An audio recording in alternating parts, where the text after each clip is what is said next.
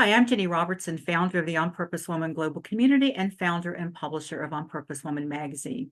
I'm here to share the speaker portion of our Connections Over Coffee gathering of the On Purpose Woman Global Community.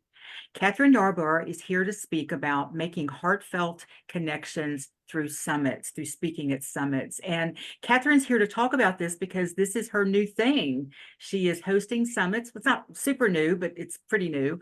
Hosting summits and giving lots of women entrepreneurs opportunities to be seen and heard and to get their message out and to meet their ideal clients. You can read all about Kathryn in the text of this video, as well as go to her website, manifestingclientsacademy.com. Kathryn, thank you so much for being with us today. Are you ready? I'm so ready, Jenny. All right, my friends. So, would you agree that as an entrepreneur, that you need to consistently attract new clients? Yes, I'm getting some nods. Okay. It's great to have old clients. Not that they're old in age, but they've been around for a while, and we keep serving them and we can come up with new ways to serve them. That's great. But even that, there's attrition. So we need to have ways to bring new people in. And one one way to think about it is to help strangers who are potential clients find out about us and our services, which is different than people who already know us. Do you hear the difference? There are people who already know us, they haven't yet started working with us, and then there are strangers who have no idea that we exist yet. Okay, so if you look at the funnel, see, here's my little handy dandy funnel, and these are all of the potential ideal clients out there in the world. Okay, so we've got Lydia Romero Johnson is here with us today, and she works with people who have lupus so that they can live in a lively way. So there's all these people out there in the world who have lupus, and to qualify it a little bit more, they want to feel good. They want to, her ideal clients want to actually feel better, and they need some assistance. They know inside of themselves they need some assistance to get there, because I'm sure there's some out there who are just going to just go, I've got it, and there's nothing I can do about it. Those are not Lydia's potential clients. But if we think about the ones who actually want to feel better, they don't know her. There's a lot out there. What? Maybe 10,000, a million. I don't know how many people out there have lupus, but they're out there. So what can she do? And this is for all of us. What can you do to help those strangers who are out there, hanging out there, find out that you exist? So they're there. The ones who already know you are down here in your funnel. If they're not yet working with you, they come out on the other end when they're actually working with you. So we move them through to help them then become clients. Okay. So we're here to talk about summits and what I like to think of as multi-speaker events, because they are a great way to help these people out there who don't know you yet find out that you exist. Do y'all think that's a good idea? All right, we're getting nods because that's a good idea. There's other ways that you can do it. For example, I could turn to Sherry Martin is here. She's a LinkedIn coach, and she knows other women entrepreneurs who might want to speak who I don't know. So again, those people who she knows that I don't know, they're those strangers. I can turn to Sherry and say, Sherry, I need some more speakers for my event.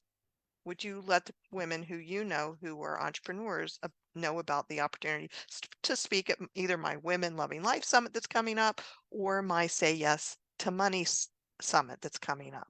So that's another way we help strangers find out that we exist. We go to networking meetings like this one.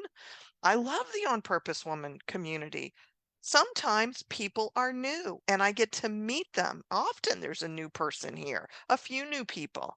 But a lot of people come regularly because this community rocks, right? This community rocks. It is often awesome. So we keep coming back. So folks here know me, like me, and trust me. They're down here at this part of the funnel, and sometimes they pop out on the other side. I feel like I'm birthing something when my clients pop out on the other side. Practically everybody here has done that. So anyway, thank you all for that. So, all right. So a summit is a multi-speaker collaborative event, and what's so cool about it is that all the speakers are encouraged to promote it. Now I'm going to talk about the way I host and produce events, which is similar to the way a lot of summits are run, but not in all ways. There's some differences. But what's so cool, if we come back to my little handy dandy funnel, let's say you speak at an event and I speak at a summit and Sherry's there and she knows some people who might be, who might be entrepreneurs. Well, Sherry's going to bring her people. I'm going to bring mine people, and all the other approximately 25 speakers are going to bring theirs. So look at all the possible strangers. And when you speak, those people who were there or who watch the replay get to know you. Would y'all agree with me that when you speak and people watch you, they get to know you? Like right now. Thank you. I'm getting nods. When you speak, people get to know you in a way that nothing else quite does it. And when someone gets to know you, they get to decide, oh, I want more or I want less. Person I'm not interested at all, or I want to know more. So they can sign up for your email list with the events that I do. My speakers get to offer a free gift and a VIP gift so people can sign up and stay connected. And what's great about it, we were just talking about gift giveaways, which are great, but those people don't know you as well as when you speak on a summit. So it's a little bit slightly better, but both are great ways to help strangers find out that you exist. But when you speak, that I know when I've witnessed or watched a speaker on a summit who I really liked and I've signed up for their thing, I start to follow their emails because I really like them. I don't just sign up for anything. I'm pretty picky about it. Okay. So y'all, when you have either attended a summit or spoken on a summit, has anybody here besides me felt sometimes like um, almost like it's just a bunch of speakers and nobody cares about anybody? And it's just this kind of, yeah, okay, so it's just this like kind of thing. Well, I'm on a mission to have my summits and global gatherings actually feel good for both the speakers and the audience, whoever's there with us. That's what I want.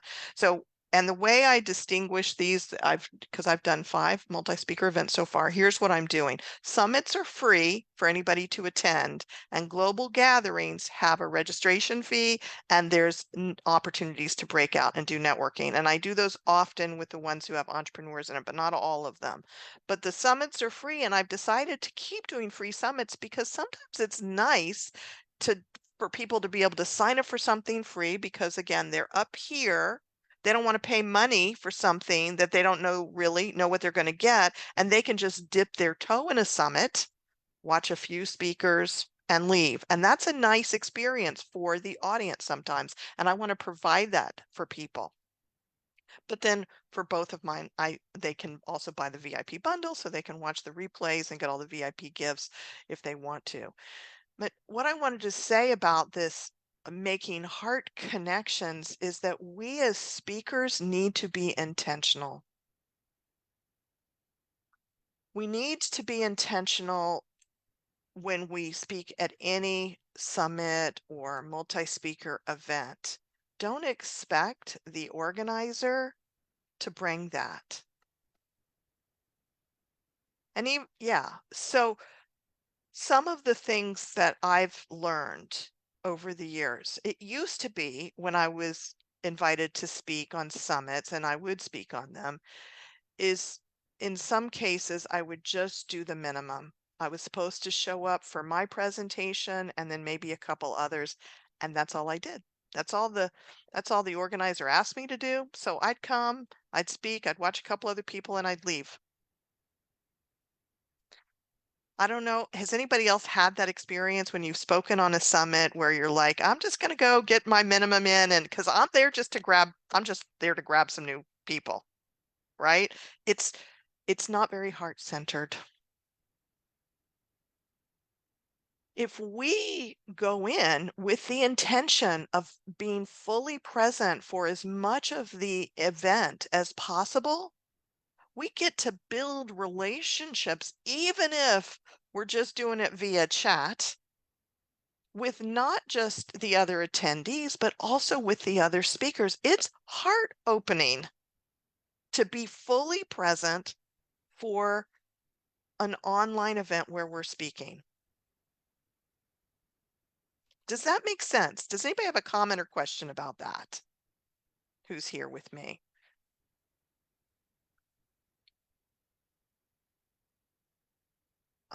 It's looking like someone's putting, Joanne's going to say something, and Lydia says it makes sense. Joanne, what do you have to say about that? It makes total sense because you really want to form those relationships not only with the speakers but with the audience as well. And I think how you do your summits is an excellent way to do that. So it has to come from our hearts. It has to, because otherwise it feels not genuine. So I totally agree with you, Kathryn. Great. Thank you, Joanne. Thank you, thank you, thank you. So it has to come from our hearts. I love it. Sherry, what would you like to add to that? I was going to say, I totally agree. It has to come from the heart. And I feel when I look at you brought up my thoughts about past experiences. I've spoken at summits. There was no heart from the facilitator. And so that's why I think sometimes I just didn't play full out because I didn't feel they were. They were just trying to bring a lot of people together. Whereas I felt so differently when I was a guest on yours, a speaker on yours. You could feel it was heart-centered and the way you prepared us. So I think it all has to come from the facilitator, and that's something the facilitators need to learn as well, because I always want to bring heart-centered stuff. Right. And we can't obviously control other people. And if someone is hosting or producing a multi-speaker event like a summit, and it's the right audience for you, then by all means sign up, even if they aren't as conscious and intentional as someone like me, because you can bring the heart to it. You can be intentional to bring your full self to it. Jenny, what would you like to add?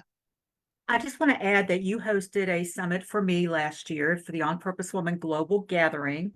And I felt so connected to the other speakers. Now, obviously, I was going to be there the whole time anyway, because they were my people. And I was like I had to be there. I wanted to be there. But I've also participated in some other summits of yours where I got to know the speakers. You bring us together ahead of time if we want to come. And I felt invested in them and in hearing what they had to say. And we had like a little cheering section almost. It can be quite heartwarming and quite fun to do it that way. So thank you for that. Yeah.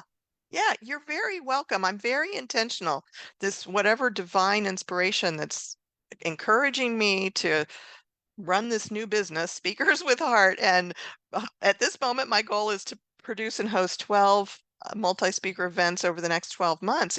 It's part of doing it in a way that I feel like I can feel really good about it. So I appreciate the reflection, everybody.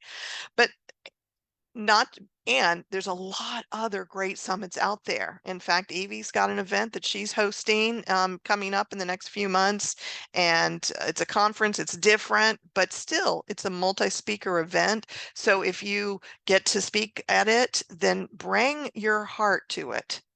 Bring your full game to it. So another thing to consider is your preparation before the event.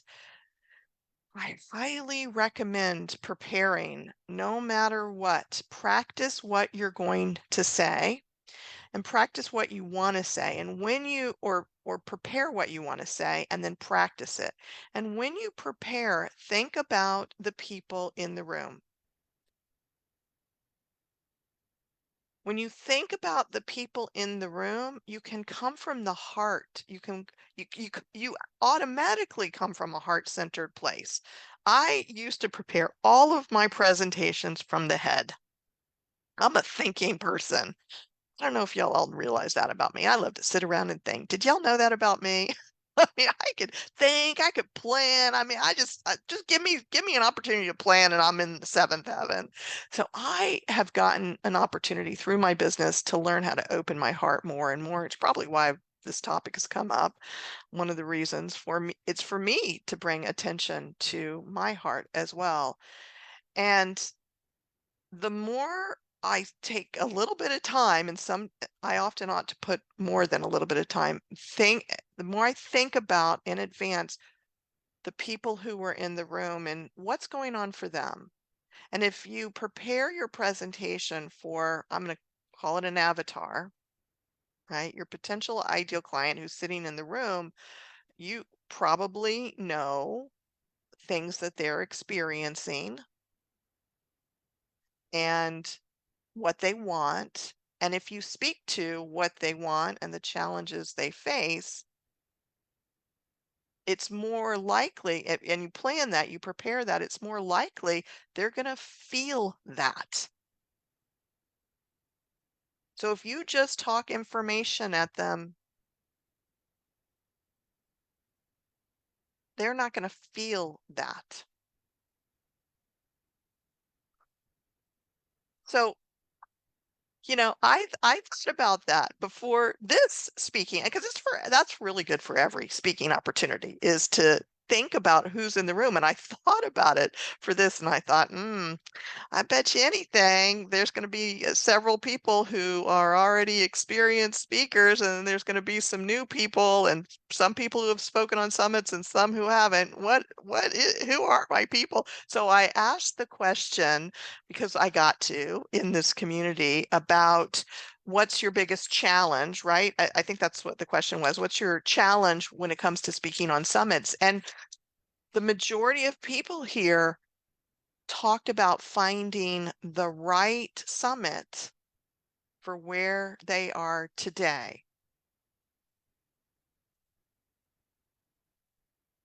Which has to do with who's in the audience, who's producing it, and also being given the opportunity to choose what you speak about. And in some situations, in some multi-speaker events, the organizer asks you to speak on a specific topic. They're looking for someone for X, and they know that you're an expert at that. But sometimes our business has changed. So a question then is, how do you find those events? And I'm going to answer that question from a manifestation perspective. Create an intention. When it comes to finding aligned, right speaking opportunities, set an intention. Could be as simple as, it's my intention to find an aligned speaking opportunity every month, one every month. And remind yourself of it regularly and open to the guidance that comes in. So, last but not least, in terms of making heart connections, when you're speaking on summits, if you can, engage the audience and ask questions and invite them to respond in the chat. Then read some of those answers out loud and use the person's name. So I'm going to ask the people here, because we're a smallish group, to, let me know, raise your hand. If you've heard anybody use your name and read what you wrote in the chat, did that feel heartwarming to you to have your name used when someone read what you wrote in the chat? Yeah, so yeah, we've got 2 nods here, 3 nods. Okay. I think Evie is saying yes. Yeah, Lydia's typed yes. Yeah. So when you use people's names, and you may not be able to see them depending on the setting, if it's in a Zoom meeting, you might be able to, like I can here right now. If it's a Zoom webinar, you might only be able to see their names in the chat. And so if they type something, you can say, oh, Lydia said yes. Evie said yes in the chat. And how does it feel when someone uses your name? I think it feels great. Is anybody here feeling inspired in this moment to use people's names more? Raise your hand if you're feeling that way. Lydia is, Sherry is, Joanne is. Jenny, what would you like to add to that? It feels like we're making a connection, and especially in those summits where we don't see people's faces, and that's the only connection we have. So, the thing that I also found really valuable was to, when somebody said nice things about me while I was speaking, I can't always go over there, but I would always go back and thank, reply to every person who said anything, because that's just that one more touch that we get to have with people. So I think what you're talking about is just perfect and brilliant. Thank you. Right. Thank you for that, Jenny. So, okay, so when you're speaking, you get to say people's name, and you can't say everybody's name, especially if there's 50 or 100 people there with you and 25 respond. You can't say all 25 names, or 50 people respond. You just can't. But if you say a handful, they're going to know you're reading them and seeing those names, and those people who you say, they'll feel it. But I really appreciate what Jenny's saying also, that after your presentation, be sure to check out all of the comments and respond to them and say that person's name there. I recently spoke at an event and I did not do that. And I thought about it consciously. I thought, oh, bad, Kathryn, you really should. But I was like, I'm so tired. I don't feel like it was the end of the day. But now I will probably never not do that, because Jenny just brought that to my attention and I care. I think it's important to acknowledge people. So, my friends, I have 2 upcoming summits that I am looking for speakers. And one is called the Women Loving Life Summit. And I'll be sure to put it in the chat for everybody who's here. And I'm also going to put the information under this replay, if that's okay with you, Jenny. And I also have another one that's coming up. The Women Loving Life is in August, so you have like another week or so, week to 10 days to get your application interview done, because I need them in. And then the Say Yes to Money Summit is happening in September. I'm super excited about both of them. And one of the things that I do that some event organizers do and some don't is I'm really as clear as I possibly can about who the event is for. So when you're going to look for whether or not this particular summit or event is a right fit, check to see if the organizer has clarified that, and look for those that it's the same audience. Some people just have like these general names and don't let you know exactly who it's for.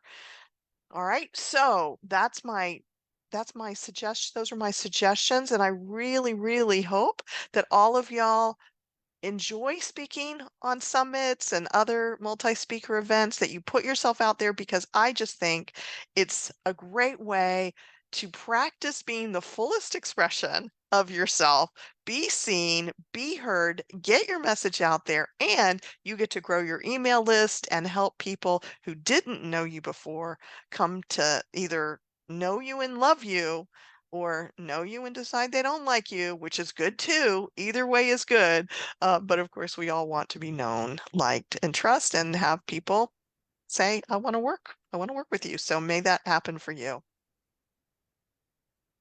Thank you, Kathryn. Great stuff. And I want to thank the women who are here with us on Zoom today. And would you all please unmute yourselves? You know what we do here after our speaker, we unmute and we give rowdy, loud applause and yays for our speaker. So can I hear some?